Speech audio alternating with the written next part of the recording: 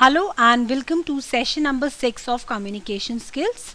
In this we are going to cover report writing, characteristics of business reports, format for business reports and steps in report preparation.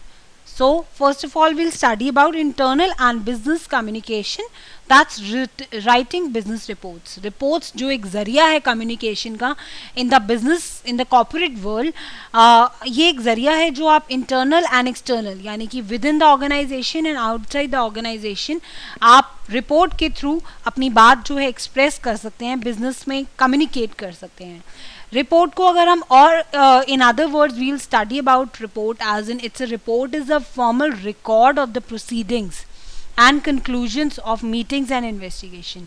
कोई भी meetings हो रही हैं office में या business corporate world में कुछ भी या किसी भी तरह का इन्वेस्टिगेशन हुआ है उसका हम जो फॉर्मल एक रिकॉर्ड रखते हैं कि वहाँ पर क्या हुआ, मीटिंग में कैसे कैसे प्रोसीडिंग्स हुई और एक्चुअली उसका रिजल्ट क्या निकला, कंक्लूजन क्या रहा, वो सब चीज़ें हम उसकी एक रिपोर्ट बनाते हैं and that formal record is called actually report.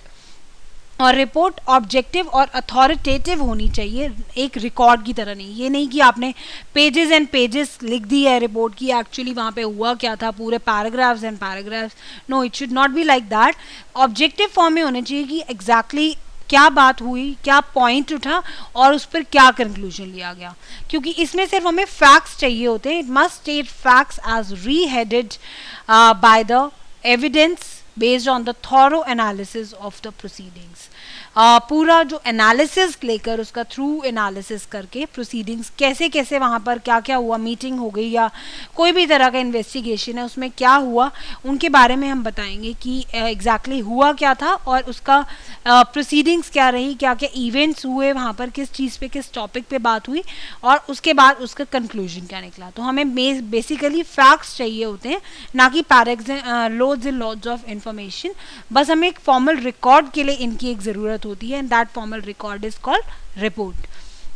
Report की बात करें तो टेक्निकल रिपोर्ट्स भी होती हैं, जैसे कि आपने देखी होंगी लैबोरेटरी रिपोर्ट्स, जैसे कि एक्सरे रिपोर्ट्स वगैरह के आप साथ देख सकते हैं. एक्सरे आपको होगा साथ में रिपोर्ट दी होगी कि वहाँ पर एक्सरे में क्या ऑब्जर्वेशन थी या क्या देखा और उससे क्या कंक्लूजन निकलता है. कि अगर बोन में फ्रैक्चर है तो वो कहेंगे कि this is that means the bone में क्रैक आ रहा है तो फ्रैक्चर है. तो इस टाइप की चीज़ें आप देख सकते हैं कि एग्जैक्टली उसमें क्या हो रहा है और उसके अकॉर्डिंगली क्या कंक्लूजन निकलता है. इस टाइप की रिपोर्ट्स होती हैं टेक्निकल रिपोर्ट्स. और वहीं कुछ डिस्क्रिप्टिव रिपोर्ट्स भी होती हैं. They demand from something from management. It's require certain writing skills and understanding of the principles of writing report. जो डिस्क्रिप्टिव रिपोर्ट्स हैं वो मैनेजमेंट से हमने जो कुछ इसमें डिस्क्रिप्शन होता है उन चीज़ों का, तो उसके लिए आपको राइटिंग स्किल्स अच्छे आने चाहिए. क्योंकि अगर आप मैनेजमेंट से इसमें डील करने वाले हैं और मैनेजमेंट की जो कोई भी वहाँ पर बात हो रही है या फैक्ट्स हैं कुछ भी मेंटेन करने वाले हैं, तो उसमें आपको प्रिंसिपल पता होने चाहिए एग्जैक्टली आपको क्या फॉलो अप कर रहे हैं. क्योंकि वो आप थोड़ा सा उसमें प्रोफेशनल होना पड़ेगा आपको कि क्या चीज़ें फॉलो अप करनी है और उसको किस तरीके से कंक्लूजन लिखना है. तो ये सब चीज़ों के बारे में आपको उसमें जानकारी होनी चाहिए. Now there are some suggestions for report writing.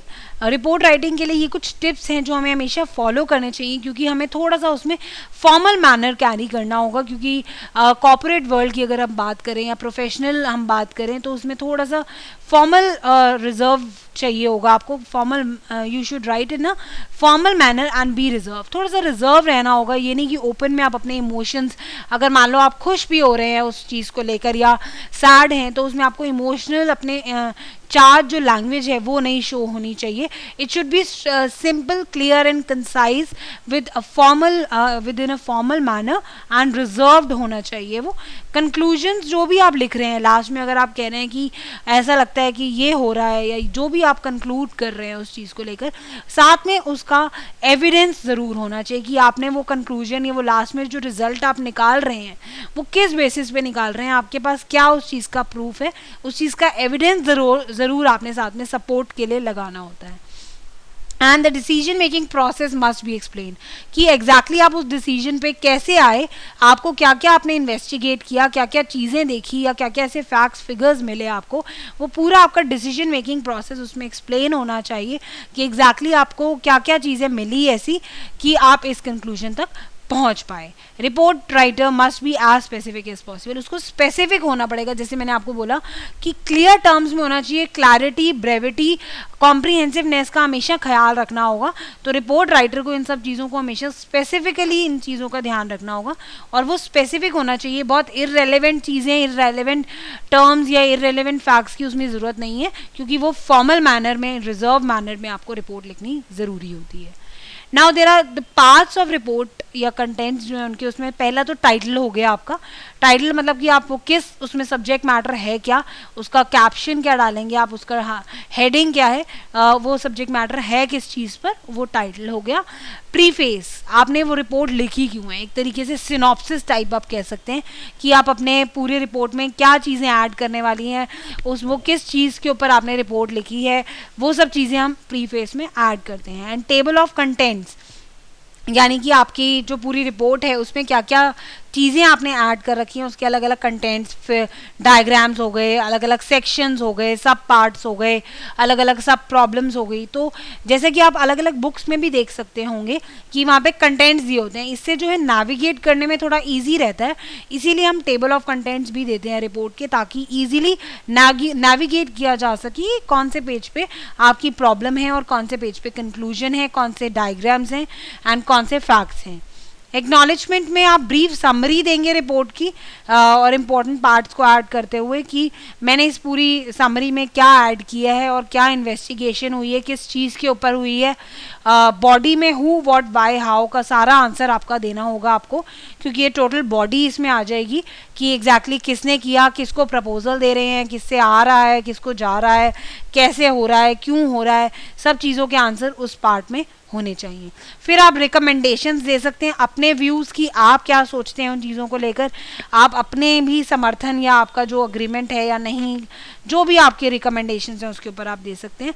Summary of findings, अब आप लास्ट में जो भी चीज़ें आपको फाइंडिंग्स, जो भी रिसर्च आपने की उस मैटर को लेकर, सब्जेक्ट मैटर को लेकर, उसकी आप लास्ट में एक समरी देंगे कि अब मुझे ऐसा लगता है इन सब चीज़ों से मैंने ये लास्ट में कंक्लूड किया, ये मैंने इस चीज़ का लास्ट में अंत मुझे ये समझ में आया कि मैंने ये कहना चाहता हूँ। तो लास्ट में एक समरी होनी ज़रूरी है कि आपने जो भी अब तक अपनी बातें बताई या जो भी रिपोर्ट लिखी उसमें आप एक्चुअली चाहते क्या हैं, अपने जो मैनेजमेंट को अगर आप दे रहे हैं तो उनसे आप क्या एक्शन चाहते हैं, उसके बाद उस चीज़ का ज़रूर आपने ऐड करना होता है। अपेंडिक्स, अपेंडिक्स में अगर हम बात करें तो बिब्लियोग्राफी, मतलब आपने वो रिपोर्ट में जो भी चीज़ें फाइंडिंग्स डाली हैं, जो भी उसके अंदर आपने फैक्ट फिगर्स डाले हैं, जहाँ से भी वो मान लीजिए कोई वेबसाइट से डाले हैं, कोई बुक्स में से लिया है या कंपनी के कोई स्पेशल डेटा में से लिया है, वो सब चीज़ें आपको ऐड करनी पड़ती हैं अपेंडिक्स में, बिब्लियोग्राफी में, रेफरेंसेस में, कि आपने पर्टिकुलरली वो चीज़ें कहाँ से ली हैं। Now there are characteristics of business report, ये कैरेक्टरिस्टिक्स हमें ज़रूर फॉलो करने चाहिए। इट शुड बी ऑर्डरली, यानी कि उसका सीक्वेंस हमें नहीं बिगाड़ना है, ऐसा तो नहीं होना चाहिए कि लास्ट पहले आप कंक्लूजन बता रहे हैं, फिर रिकमेंडेशंस बता रहे हैं, फिर उसकी बॉडी बता रहे हैं। तो it should be logically sequence, जैसा कि मैंने आपको अभी इसके पार्ट समझाए, तो उसी वे में आपको पार्ट्स के अकॉर्डिंगली, लॉजिकल सीक्वेंस के अकॉर्डिंगली, ताकि जो आपके मैनेजमेंट में जिसे आप दे रहे हैं या जिसे भी दे रहे वाले हैं उनको उसका ऑर्डर समझ आ जाए, एग्जैक्टली आप कहना क्या चाह रहे हैं। It should be more of comprehensive one, it should be more understanding and objective, आपका अनबायस्ड होना चाहिए। जो भी आप ऑब्जेक्टिव चाहते हैं, जो भी अपना एक्शन आप करवाना चाहते हैं, मान लीजिए अगर आप ये चाहते हैं कि आपका कोई बैंक है, वहाँ पे एटीएम होना चाहिए एज एन एग्जांपल, तो आपको अनबायस्ड, मतलब किसी की तरफ पर्टिकुलरली आप प्रेजुडिस होकर या किसी को स्पेशल प्रेफरेंस देते हुए अपना वो ऑब्जेक्टिव नहीं रख सकते हैं। आपका ऑब्जेक्टिव एकदम अनबायस्ड होना चाहिए, विदाउट एनी प्रेफरेंस। इंफॉर्मेटिव होना चाहिए, जैसा कि मैंने आपको बोला, क्योंकि ऐसा आप सिर्फ ऐसा नहीं है कि सिर्फ आप अपने पैराग्राफ पे पैराग्राफ उसमें ऐड करते जाए इन्फॉर्मेशन के। इनफैक्ट उसमें आपको फैक्ट्स देने होंगे कि जो भी आपने फाइंडिंग्स करी हैं, रिसर्च करी हैं, इन्वेस्टिगेशंस करी हैं उन चीज़ों के ऊपर, वो साथ में ऐड अप करने ज़रूरी हैं, क्योंकि उन्हीं बेसिस पे ही रिकमेंडेशंस भी होंगे और उन्हीं बेसिस पे ही समरी भी जाएगी। तो एज डिसीजन मेकिंग, जैसे मैंने आपको बोला कि जो भी हमारी प्रॉब्लम है, मान लीजिए अगर एटीएम की ज़रूरत है एक बैंक में, तो उसका सोल्यूशन देते हुए कि एग्जैक्टली आप अपना डेटा दिखा सकते हैं उसमें कि हमारे बहुत सारे कस्टमर्स बढ़ गए हैं, इस वजह से थोड़ा सा हमारे यहाँ प्रॉब्लम होता है, बैंक में कस्टमर सेटिस्फेक्शन नहीं हो पा रहा, जो भी आपकी प्रॉब्लम है उस सोल्यूशन को बताते हुए कि आपका डिसीजन जो है वो कैसे आप कैरी कर सकते हैं, उसमें क्या चीज़ें आपको लेनी चाहिए, वो सब चीज़ें अपने रिकमेंडेशन के साथ आपको ऐड करनी चाहिए। और वेरीड होता है इसमें क्योंकि पर्पस अलग अलग है, हो सकता है कोई आपका रिसर्च के लिए हो, कोई आपका परसुएट करने के लिए हो, कोई इन्फॉर्मेशन देने के लिए हो, तो अलग अलग फॉर्मेट, लेंथ और पर्पस रहते हैं, कॉम्प्लेक्सिटी अलग अलग रहती है, ऐसा नहीं है कि पर्टिकुलरली एक लेंथ जो है आपका सेम रहेगा, डिफ्रेंशिएशन रहता है इस केस में। अपवर्ड, डाउनवर्ड और लेटरल एंट्रीज भी रहती हैं इसमें। Internal external means within the organisation and outside the organisation भी आपका जा सकता है। और आपकी क्वालिटी जो है वो डिपेंड करती है प्रोसेस और एक्यूरेसी पे, आपका डेटा कितना एक्यूरेट है उस चीज़ पे डिपेंड करता है, और आपकी क्वालिटी उसी पे ही डिपेंड करती है, क्योंकि अगर आप उसमें फॉल्स डेटा दे रहे हैं या फेक डेटा दे रहे हैं तो वो चीज़ आपकी रिजेक्ट भी हो सकती है। तो इसीलिए आपको पूरा इन्वेस्टिगेशन के साथ ही ये सब चीज़ें ऐड करनी चाहिए, क्योंकि आपका जो एक्शन आप चाहते हैं, जो भी आप परसुएट करना चाहते हैं किसी प्रपोजल के लिए, वो तभी माना जाएगा अगर आप एक्यूरेट डेटा देते हैं तो। Now there are different types of business reports भी होती हैं, ये डिफरेंट पीरियोडिक, मतलब जो टाइम टू टाइम आप अपने मैनेजमेंट को देने वाले हैं, एक्चुअली उसमें आप इन्फॉर्म कर रहे हैं, इन्फॉर्मेशन दे रहे हैं कि आपकी कंपनी की ग्रोथ कितनी हुई, प्रोग्रेस कितना हो रहा है, कितने एम्प्लॉयज़ आ रहे हैं, कैसा उनका कंप्लायंस जा रहा है, 100% है, कैसा है, ये टाइम टू टाइम एक सेटअप कर लिया जाता है मैनेजमेंट द्वारा कि 2 मंथ्स में या 3 मंथ्स में, 6 मंथ्स में एक आपको पीरियोडिकली आपको रिपोर्ट भेजना होता है। एज इन इसका मेन गोल क्या रहता है, इन्फॉर्मेशन देना to the management. Next is proposal, किसी चीज़ के लिए, जैसे मैंने अभी आपको बताया कि एटीएम के लिए बैंक का जैसे मैंने एग्जांपल बताया, उसमें आपका मेन एम क्या था, परसुएट करना। आप इंटरनल या एक्सटर्नल दोनों केसेस में हो सकता है, ये आउटसाइड द ऑर्गेनाइजेशन या within the organisation, but इसमें मेन हमारा गोल क्या रहता है, सामने वाला जो आपका पार्टी है या जिसे भी आप अपना लिख रहे हैं उनको आप परसुएट करना चाहेंगे उस चीज़ के लेकर, यानी कन्विंस करना चाहेंगे। Next is policies and procedures, ये तो सिर्फ विद इन द ऑर्गेनाइजेशन ही रहता है, क्योंकि इसमें सारे एम्प्लॉयज़ को इन्फॉर्म कर दिया जाता है कि क्या पॉलिसी में चेंज आया है, क्या नए प्रोसीजर्स ऐड अप हो रहे हैं, तो वो सब चीज़ें ऐड कर दी जाती हैं। तो ये हमारी टाइप्स ऑफ बिजनेस रिपोर्ट्स में एक ये टाइप आ जाता है। नेक्स्ट इज सिचुएशनल रिपोर्ट्स, जिसमें आप अलग अलग सिचुएशंस के अकॉर्डिंगली, अगर मान लीजिए सडनली आपने ये नोटिस किया है कि कंपनी की ग्रोथ जो है वो नेगेटिव जा रही है, तो वन टाइम ये रिपोर्ट्स होती हैं, क्योंकि किसी तरीके से आप इन्फॉर्म करना चाहते हैं कि आप कुछ एनालाइज भी कर रहे हैं, परसुएट कर रहे हैं, but these are one time reports, क्योंकि वो सिचुएशन पे डिपेंड करती है। हो सकता है कि उसी टाइम की ये सिचुएशन है कि नेगेटिव जा रही है कंपनी की प्रोग्रेस, तो उस वे में आपको उस टाइम रिपोर्ट बनानी होती है कि एग्जैक्टली क्यों नेगेटिव जा रही है। सारी फाइंडिंग्स के बाद, सारी इन्वेस्टिगेशन के बाद आपको ये डेटा कलेक्ट करके एक रिपोर्ट तैयार करनी होती है। नाउ फॉर्मेट की बात करें अगर हम, तो फॉर्मेट जो है आपका कंडेंस्ड होना चाहिए, बहुत ज़्यादा थाउजेंड्स ऑफ पेजेस में आपने इसको इलाबरेट नहीं करना। It should be more of objective type, ताकि सामने सामने पॉइंट्स नज़र आएँ, कंडेंस्ड होनी चाहिए ये मेमो फॉर्मेट में। और कैप्शंस वगैरह इसमें एडअप करने बहुत ज़रूरी हैं कि ये प्रॉब्लम है, ये सोल्यूशन है, इसका ये डेटा है, ये हमने इस फिगर ऐड करा है, ये डायग्राम ऐड करा है, ये ग्रोथ के बारे में। तो जो भी आपके कैप्शंस है, अलग अलग हेडिंग्स एंड सब हेडिंग्स के साथ आपको ऐड करने चाहिए। And narrative format with extra parts, अगर उसमें कुछ एक्स्ट्रा पार्ट्स आप ऐड कर रहे हैं, मान लीजिए रिसर्च रिपोर्ट जैसे होती है जिसमें आप रीडर की अंडरस्टैंडिंग के लिए कुछ चीज़ें ऐड करते हैं, मान लीजिए कि ये मैंने रिसर्च करी है और इससे ये कंक्लूजन निकल रहा है, और कंक्लूजन को आप, ताकि रीडर आपकी बात को अच्छे से समझ सके कि एग्जैक्टली आप इस डेटा के थ्रू उनसे क्या परसुएट कर रहे हो, उन्हें कन्विंस कर रहे हो, या क्या एक्शन उनके थ्रू चाहते हो, तो इसमें आपको एक्स्ट्रा पार्ट के साथ वो चीज़ ऐड करनी चाहिए। अगर हम पार्ट्स की इनकी बात अगर कर रहे हैं, तो फर्स्ट जैसे मैंने आपको बताया था कि जिसमें लेटर ऑफ ट्रांसमिटल, मतलब कि जो ऑथराइजेशन है रिपोर्ट का, वो आपको डालना चाहिए। फिर उसका आप टाइटल पेज डाल सकते हैं जिसमें आप पर्पस बताएंगे कि आप एक्चुअली आपने इन्वेस्टिगेशन करी क्यों और किस क्या ज़रूरत थी उस चीज़ की, उस चीज़ के बारे में आप पर्पस एक्सप्लेन करेंगे। उसमें कंटेंट पेज में ये गाइड होगा, जैसे मैंने आपको बताया नेविगेशन के लिए हेल्प करेगा, और एक समरी जो एक सिनॉप्सिस मैंने आपको बताया, एक ओवरव्यू, पूरी रिपोर्ट आपने एक्चुअली किसके ऊपर लिखी है, क्या कॉन्सेप्ट है, क्या किस चीज़ के ऊपर है, क्या टॉपिक है, उसमें आप एग्जीक्यूटिव समरी एक सिनॉप्सिस के वे में वो एड अप करेंगे।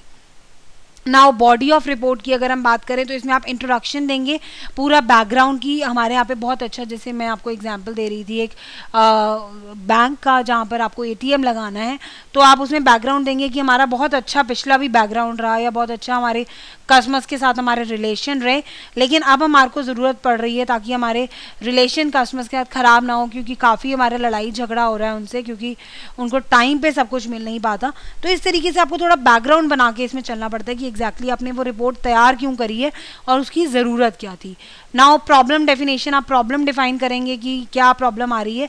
एटीएम के केस में आप ये प्रॉब्लम डिफाइन कर सकते हैं कि कस्टमर्स को सेटिस्फैक्शन नहीं मिल रहा है या उनका टाइम वेस्ट होता है, तो मेन इशू को आप डिस्कस करेंगे। फिर आप रिसर्च मेथडोलॉजी बताएंगे कि आपने एक्चुअली डेटा कलेक्ट कहाँ से किया, या आपने अपने कस्टमर से क्वेश्चन पूछ के आप उनसे रिसर्च कर रहे थे, या आपने कंपनी का डेटा इकट्ठा किया कि हमारे यहाँ पे कस्टमर्स अब बढ़ गए हैं, यानी कि आपने कहाँ से वो रिसर्च मेथड कौन सा यूज़ किया।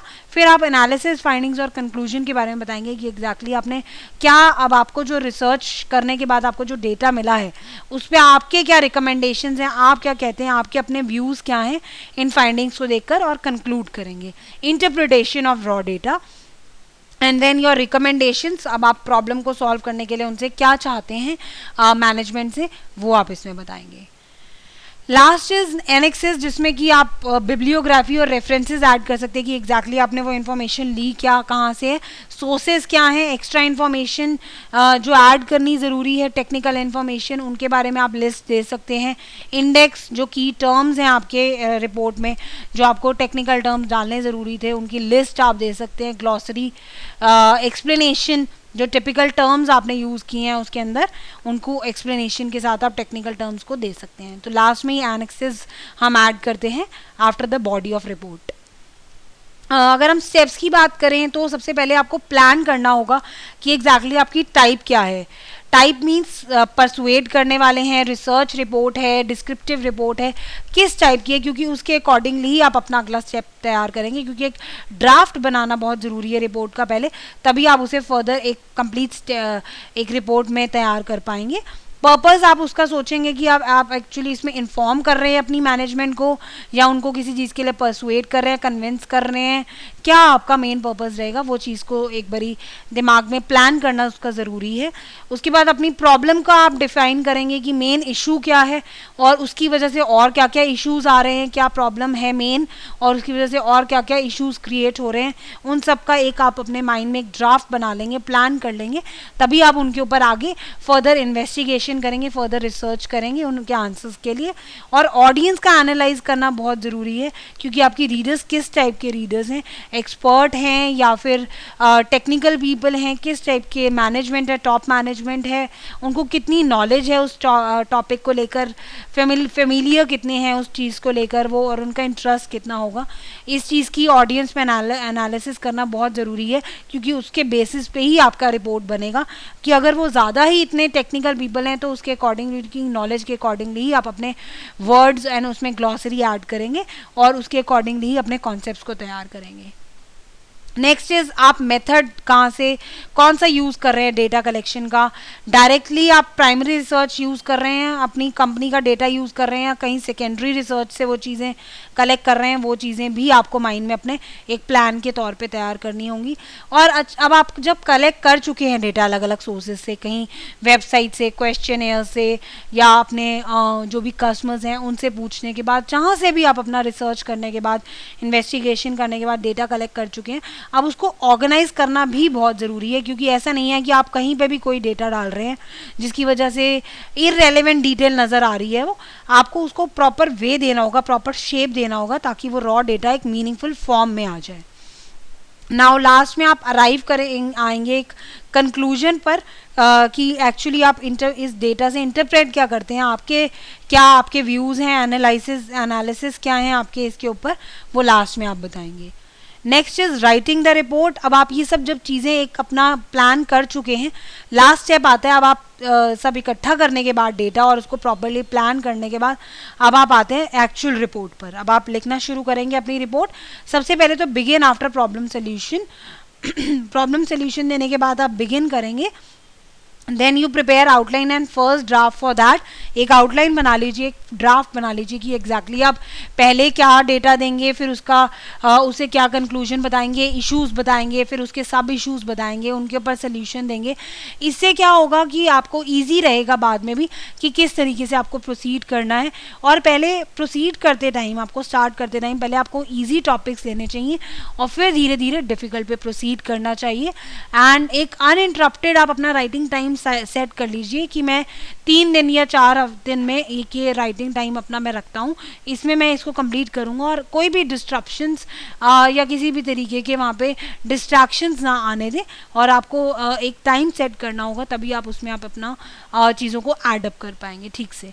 Review and improve content style and आपको थोड़ा सा रिव्यू की भी इसमें ज़रूरत पड़ेगी एक बार लिखने के बाद। और अपना कंटेंट और स्टाइल का भी आपको ध्यान रखना है क्योंकि थोड़ा सा प्रोफेशनल और फॉर्मल मैनर चाहिए और कंडेंस्ड होनी चाहिए। जैसा कि मैंने स्टार्टिंग में आपको बोला कि थोड़ा सा इसमें प्रोफेशनल मैनर कैरी करना ज़रूरी हो जाएगा।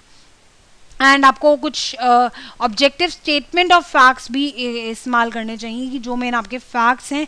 एक्सपर्ट के व्यूज़ भी दे सकते हैं कि इस बेसिस पे कोई जज क्या कह रहे हैं या एडवोकेट या लॉयर का क्या इस पे व्यूज़ हैं। तो काफ़ी जो एक्सपर्ट लोगों के व्यूज़ भी आप अपनी उस रिपोर्ट में ऐड कर सकते हैं। और डॉक्यूमेंटेशन और सोर्सेज ऑफ इंफॉर्मेशन भी आपको ऐड करने चाहिए।